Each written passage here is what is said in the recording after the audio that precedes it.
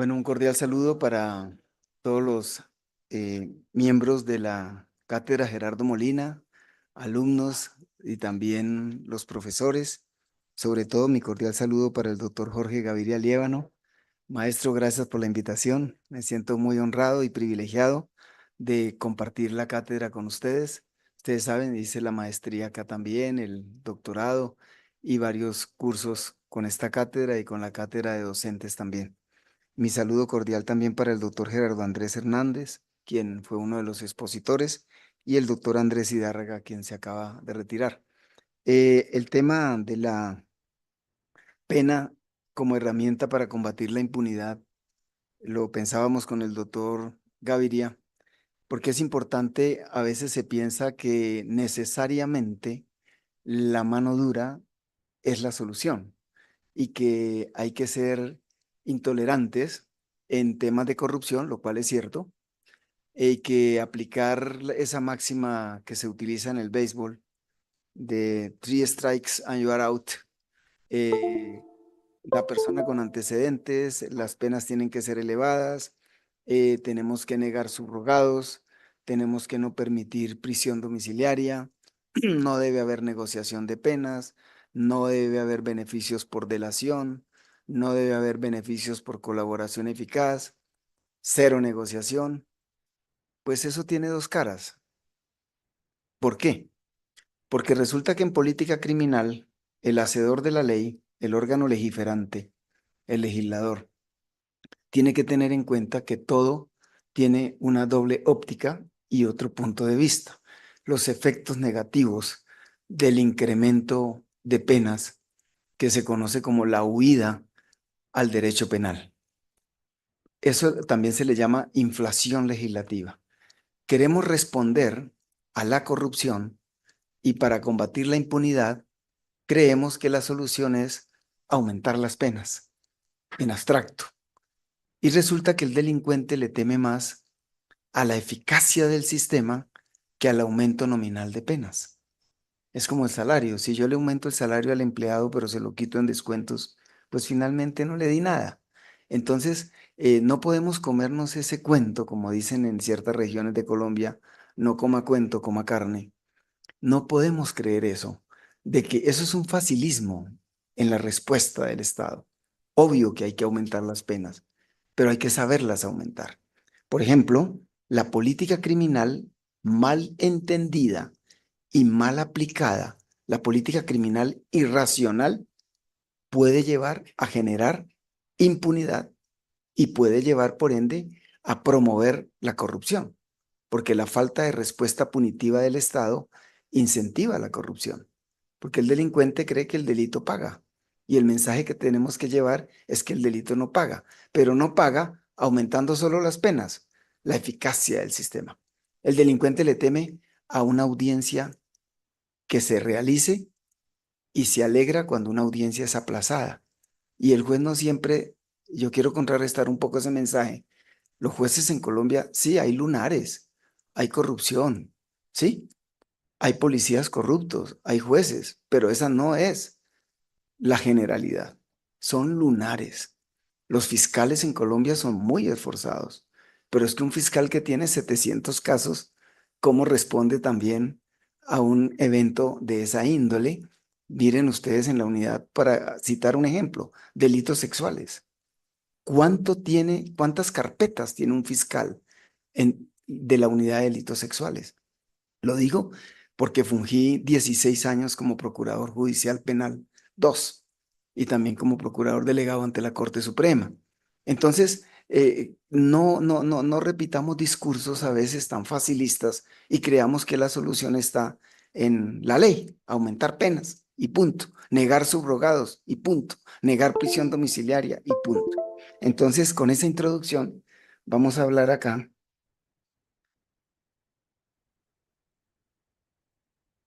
de la pena. Pues es claro que nosotros sabemos la pena es sinónimo de castigo, la pena es sufrimiento, es compromiso de derechos fundamentales del autor de una conducta delictiva.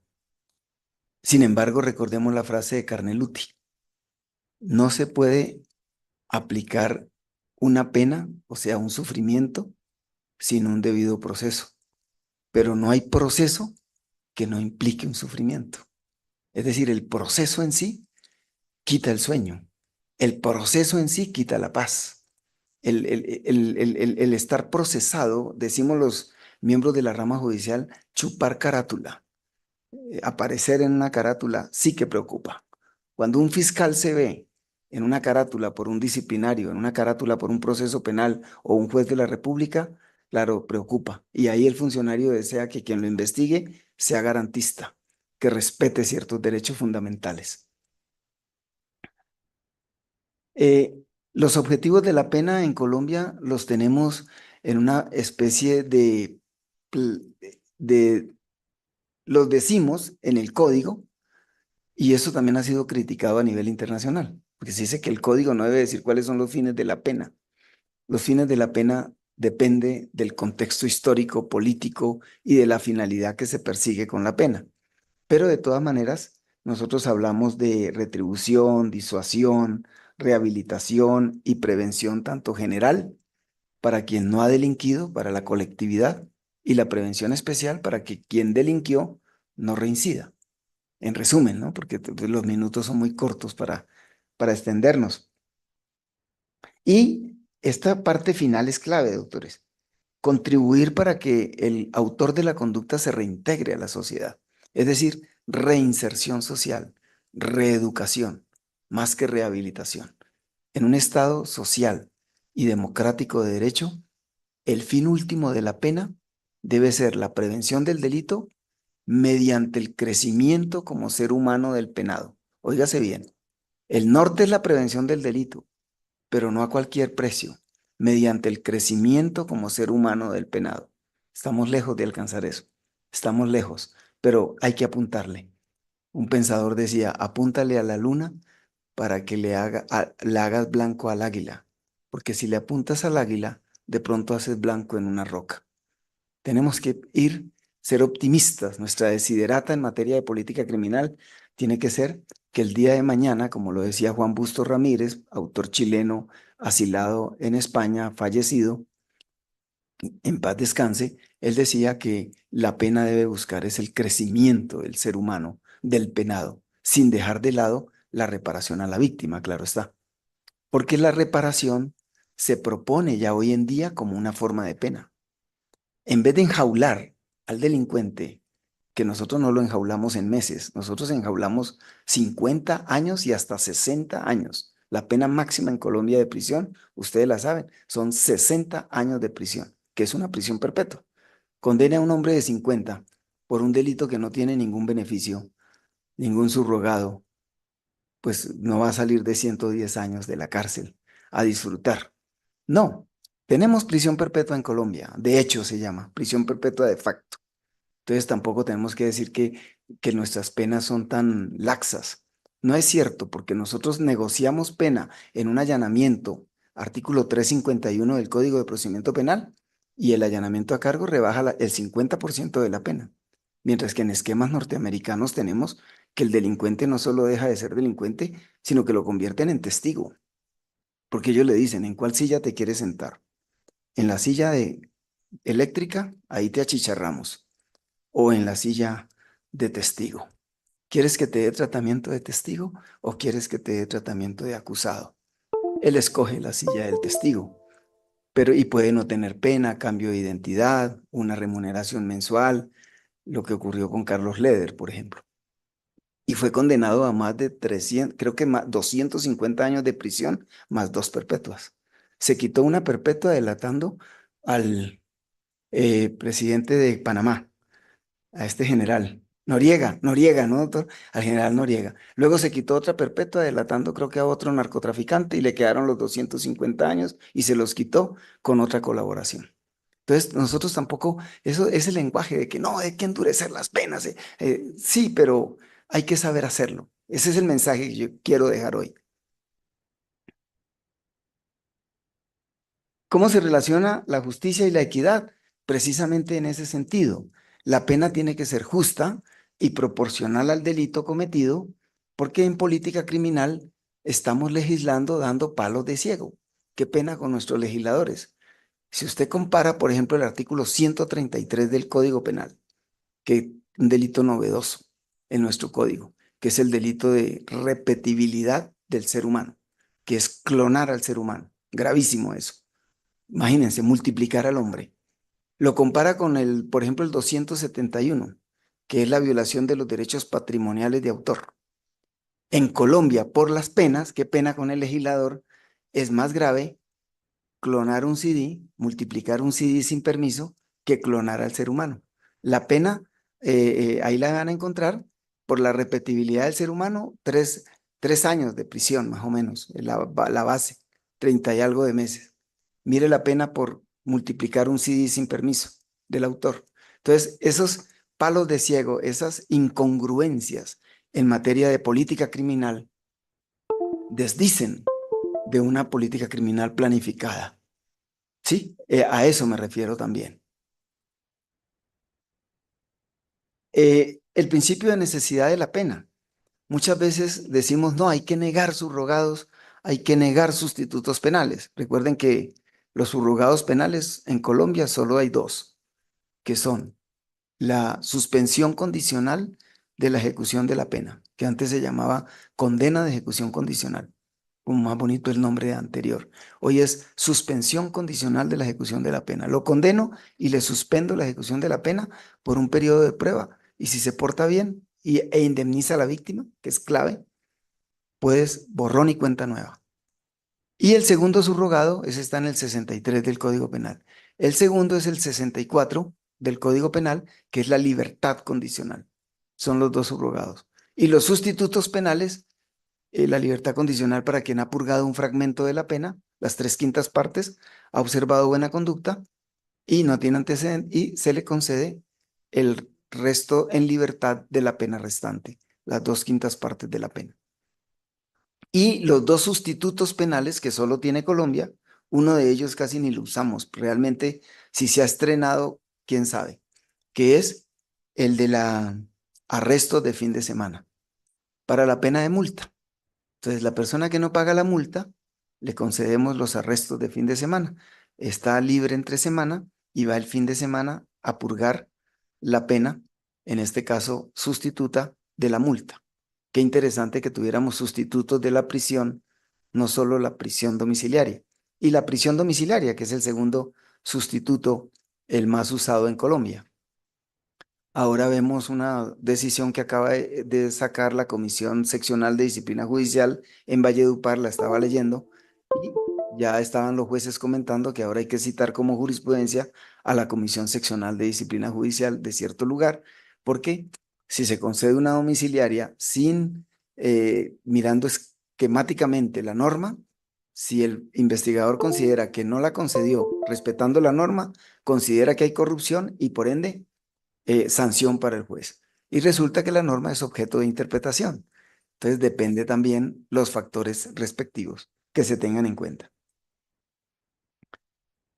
Bueno, la justificación de la pena, obviamente, el juez que condena tiene que justificar, tiene que dedicar un capítulo de su sentencia a decir qué fin persigue la pena.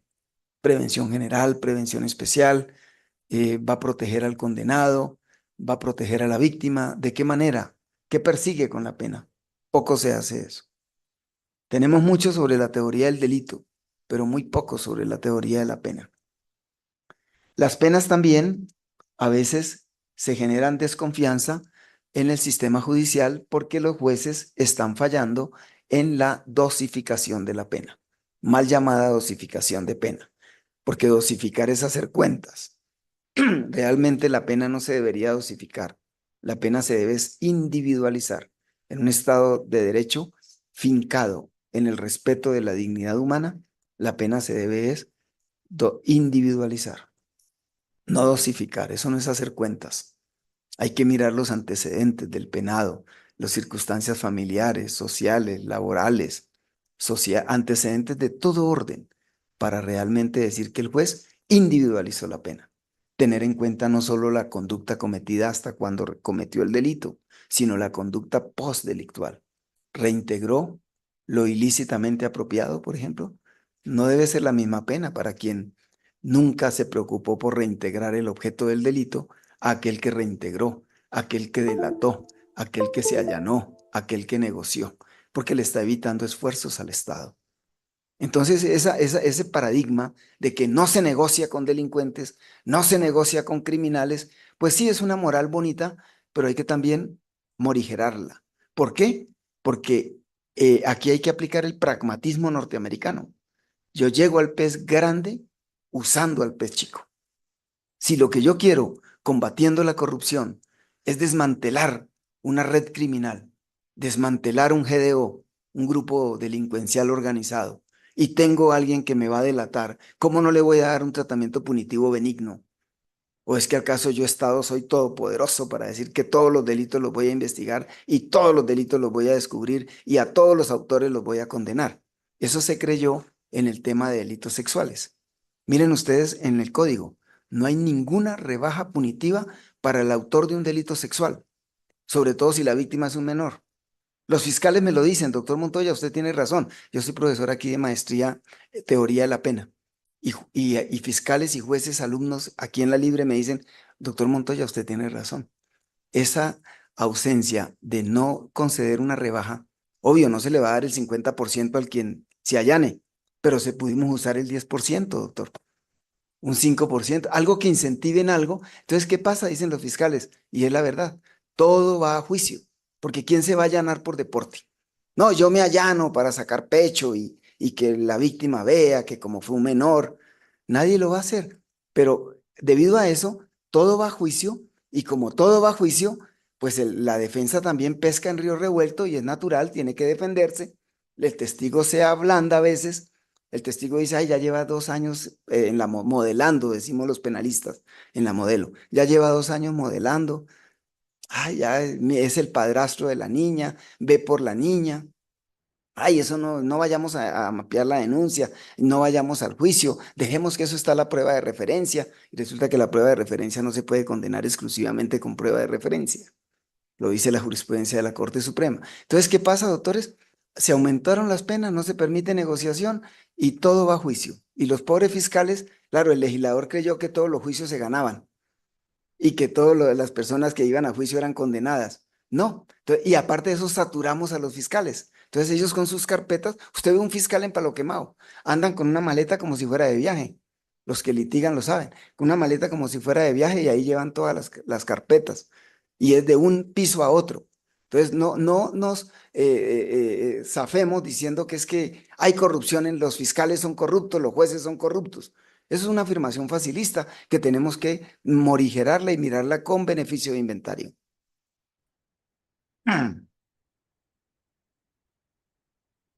Pensar en alternativas. Si queremos combatir la corrupción en forma inteligente, pues dejemos el solo aumento nominal de penas, porque además lo estamos haciendo mal el aumento, doctores. El órgano legiferante está errando en eso. ¿Por qué? Porque aumenta la pena y aumenta el mínimo de la pena y el máximo de la pena, pero sobre todo de la pena mínima. Y al aumentar la pena mínima, por ejemplo, aquí está una pena máxima, pensemos de 5 años y una pena mínima de 1 año. Entonces, aumento, la dejo en 3 y subo a 8. ¿Sí? 3 y 8 quedan solo 5 años. O 3 y 6 quedan solo 3 años. Ese 3 años entre pena mínima y pena máxima se conoce como el ámbito de movilidad punitiva, el ámbito de movilidad para el juez. De 3 a 6, solo tiene 3 años.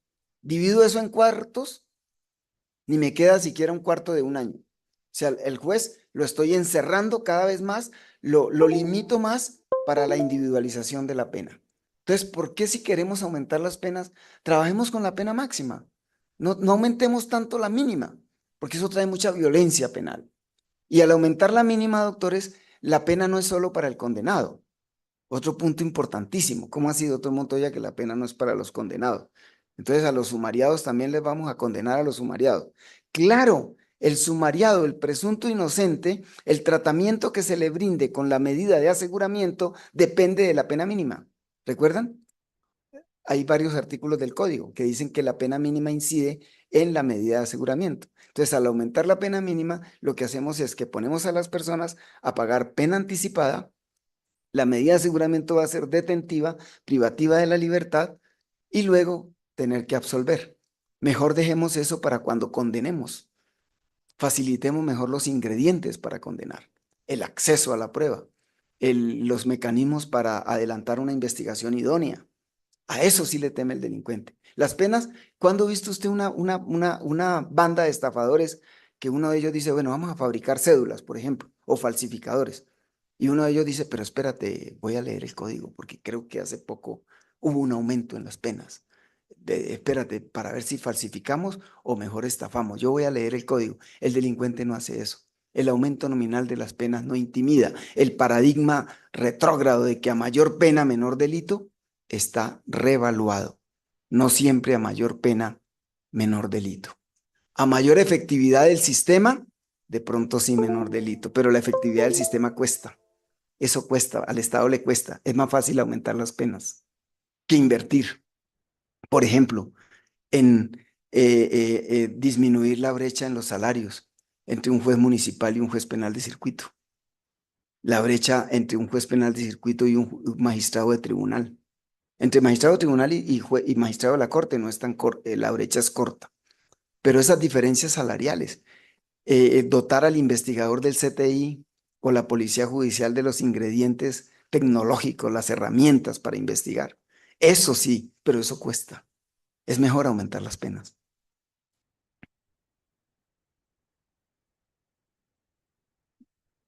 Lo acabamos de afirmar, ¿verdad? Este paradigma rigió mucho tiempo.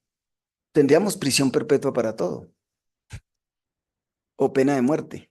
Pues claro, es la pena más efectiva. La pena de muerte es la más efectiva porque desaparece el autor de la conducta. Pero Antonio Beristain y Piña, un criminólogo español, sacerdote jesuita, decía que él no aplica, no participa de la pena de muerte porque el día que él participe de la pena de muerte tendría que estar seguro que la justicia no se equivoca.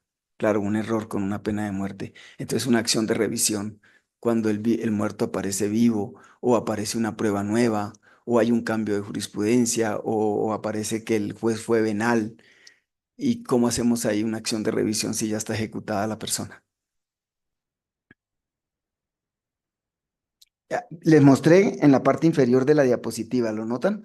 Cómo la relación entre política criminal y la pena tiene un impacto significativo en los niveles de impunidad en Colombia. ¿Por qué, doctores? Porque por querer ser tan drásticos, no establecemos posibilidades de negociación, no establecemos mayores posibilidades de delación, principio de oportunidad, por ejemplo, y eso pues genera, creemos que estamos combatiendo la impunidad y de pronto la estamos incentivando o promoviéndola tras bambalinas. Bueno, esto ya lo comentamos, la política criminal en Colombia ha sido influenciada por factores históricos y sociopolíticos, que es la narcotización del proceso penal. Creemos que todo es narcotráfico, entonces elevamos las penas para el porte de estupefacientes. Y resulta que el que tiene el estupefaciente no es narcotraficante. ¿Ven ustedes? Hubo una época en que el enfermo, el drogodependiente, el adicto, lo enviábamos a prisión. Ahora por lo menos la Corte morigeró ese criterio y ya tiene establecido que él es un enfermo y que tenemos es que tratarlo. El porte de armas, tenemos en un mismo artículo, en la misma norma del Código Penal, como 7 delitos, porque dice el que porte arma, el que fabrique armas, el que comercialice armas, el que almacene armas. No es lo mismo el que porta un revólver, barrios que se reúnen para contratar un celador para que cuide a sus muchachos que llegan a las 11, que hacen la carrera nocturna y están llegando a las 11 de la noche al barrio, y el celador en su bicicleta con su pito y se consigue un revólver. Como no se lo dio en Dumil, entonces lo consiguió subrepticiamente su revólver para que le den su trabajo y ese revólver no tiene permiso de porte. Una pena tan elevada que puede ser hasta de 18 años, la pena mínima. ¿Y por qué no separamos eso mejor, el traficante de armas con otra pena aparte, ¿verdad? Juntos pero no revueltos. Pero a nuestro legislador le gustó en un solo artículo colocar diferentes verbos rectores. El que porte, el que trafique, el que almacene, sacar del país, ¿verdad? Una cantidad de verbos en un solo tipo. ¿Por qué? ¿Qué necesidad teníamos de eso? En cambio, diferenciando lo diferente, yo creo que también hacemos justicia. A eso se refiere el análisis de la política criminal, brevemente, obviamente por el tiempo. Con esto creo que he concluido porque el tiempo era corto y creo que efectivamente, ya me iban a sacar el aviso. Qué bien que me adelanté. Doctores, con esto lo que quiero, el mensaje que quiero dejar es que para prevenir la impunidad y combatir la corrupción, la mejor herramienta yo creo que es la educación. Recuerden a Mandela cuando decía que la educación es el arma más poderosa para transformar al mundo. Creo que lo que está haciendo la cátedra Gerardo Molina de la Universidad Libre es concientizarnos sobre estos problemas, sobre esta problemática, repensando esto, buscando soluciones. Ojalá todas las universidades tuvieran cátedra Gerardo Molina. Obviamente no lo va a permitir la Universidad Libre por sus derechos, pero debería ser así. Un sábado cuestionando esto, meditando sobre esto, es muy interesante. La educación. Y finalmente, no solamente la sanción, sanción, sanción y aumento nominal de penas. Por eso cito la frase del doctor William Soto Santiago, embajador mundial de la paz, cuando decía, es mejor educar para prevenir que juzgar para castigar. Muchas gracias.